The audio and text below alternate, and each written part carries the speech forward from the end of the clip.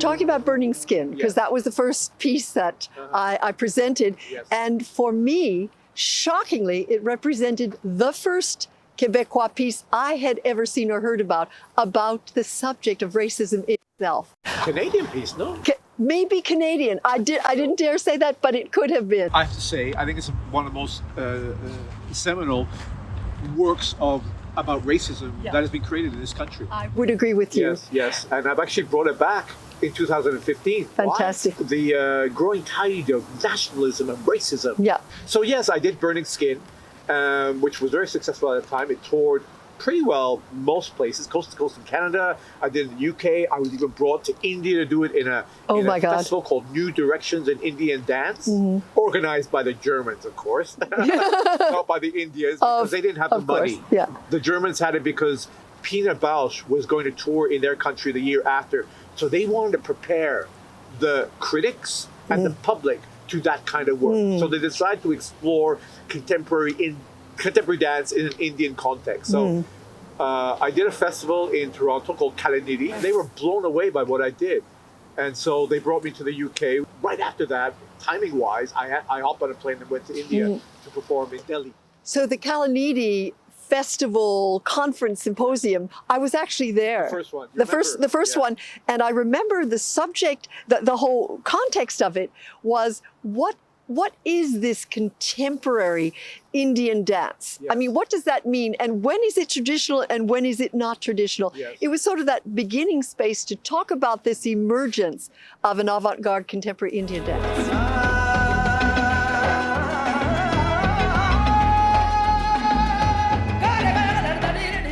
I lost two cultures. Armenian, my mother, Right. Indian. Yeah. I keep telling everybody I was brought up with fish and chips, not curry. So when coming here and recognizing the importance of a culture and how important it is not to lose it, that was my key. Yeah. And recognizing, Dina, and I think you recognize this as well, that the choreographers here were not influenced at that time by what was going on outside of Quebec. Like, for example, in Toronto, it was the Graham, it was the Limone. Quebec couldn't care less about there. They wanted to do their own thing. They wanted to do have their own identity, and they wanted to be recognized, and they couldn't care less what anybody else did. I do remember, though, that some of our founding mothers, like Jeanne Renaud and François Sullivan, spent a lot of time in Paris and New York, and they were beginning to integrate themselves in that kind of what I call postmodern dance scene. Yeah. So there was some of that outside influence coming in also.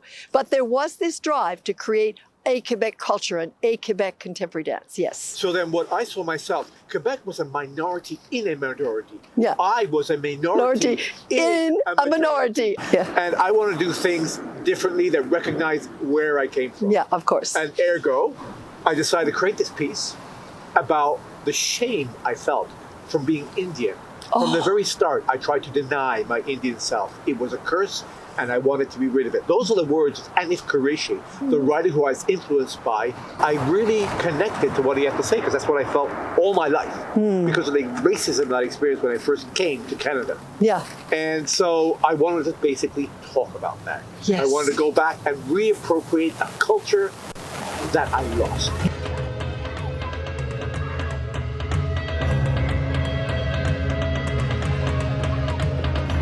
When you kind of just came from Toronto to Montreal, I thought you were such an intriguing character, and I wondered, why were you doing kind of, I thought, garden variety contemporary choreography? Because I was influenced by Jeanette Laurent. I was influenced by Edward Locke. They were my inspirations. So, remember, at that time, I still wanted to be a dancer and actually wanted to dance with these people.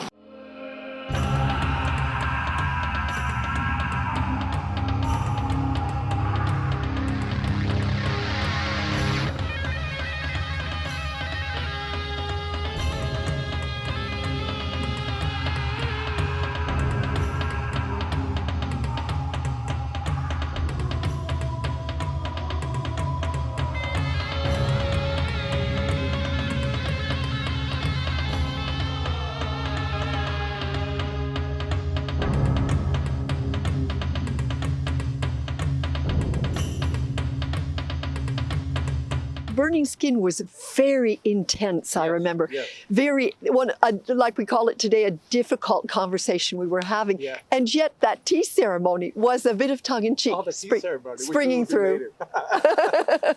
Well, do you know how that happened? I was basically sitting in my apartment, drinking tea, and I heard Johann Strauss on the radio. You know, accidents happen, right? And it just seemed to fit so well, right?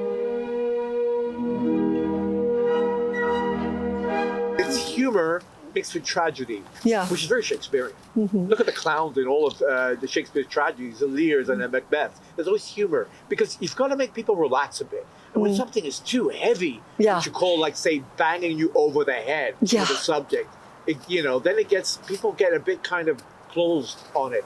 You're saying you're reviving it again after 25 years, Yes. Burning Skin. And so I had written about it 25 years ago in an article about interculturalism in Canadian dance that Je had asked me to write about.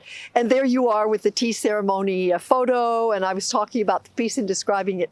So I was just asked recently to publish this essay again that's 25 years old. And like you're reviving the piece, I revived this vintage Absolutely, yeah. article, but had to reframe it in today's framework. Yes, yes. It's such an interesting exercise to see how ideas voyage over time like that. Yes, and I have to adapt as well. I'm 61 now.